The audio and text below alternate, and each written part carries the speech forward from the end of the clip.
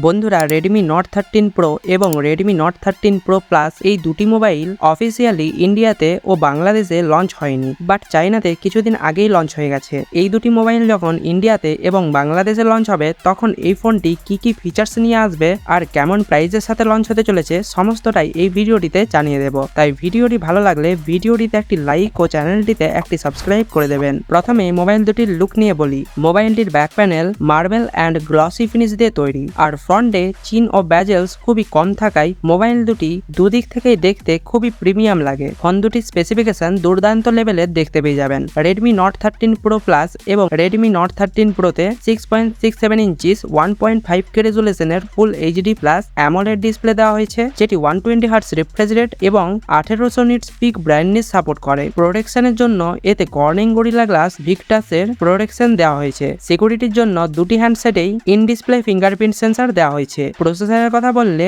Redmi Note 13 Pro Plus ফোনটিতে MediaTek Dimensity 7200 ultra chipset যোগ করা হয়েছে, যেটি 4nm এর সাথে রয়েছে। অন্যদিকে Redmi Note 13 Proতে Snapdragon 7s Gen 2 4nm processor রয়েছে। Redmi Note 13 Pro Plus এবং Redmi Note 13 Pro উভয় ফোনেই 16GB পর্যন্ত RAM, 512GB পর্যন্ত ইন্টারনাল স্টোরেজ রয়েছে। ব্যাটারি ক্যাপাসিটি ও চার্জিং এর কথা বললে Redmi Note 13 Pro Plus ফোনে 120 ওয়াটের ফাস্ট চার্জারের সাথে 5000 mAh এর বিগ ব্যাটারি রয়েছে। অন্যদিকে Redmi Note 13 Proতে 67 ওয়াটের ফাস্ট চার্জারের সাথে 5100 mAh এর ব্যাটারি রয়েছে। এবারে ফাইনালি ক্যামেরার কথায় আসলে দুটি ফোনেই সেম ক্যামেরা সেটআপ রয়েছে। প্রাইমারি ক্যামেরা 200 মেগাপিক্সেল, যেটি ওয়াইস এর সাপোর্ট করে, আর একটি 8 megapixel ultra wide and 2 megapixel macro lens রয়েছে। সেলফির জন্য দুটি ফোনে 16 মেগাপিক্সেল ফ্রন্ট ক্যামেরা দেওয়া হয়েছে। ফোন দুটি Android 13 অপারেটিং সিস্টেম MIUI 14 এ কাজ করে। একই সাথে জল ও ধুলোর হাত থেকে বাঁচানোর জন্য এতে IP68 এর রেটিংও দেওয়া হয়েছে।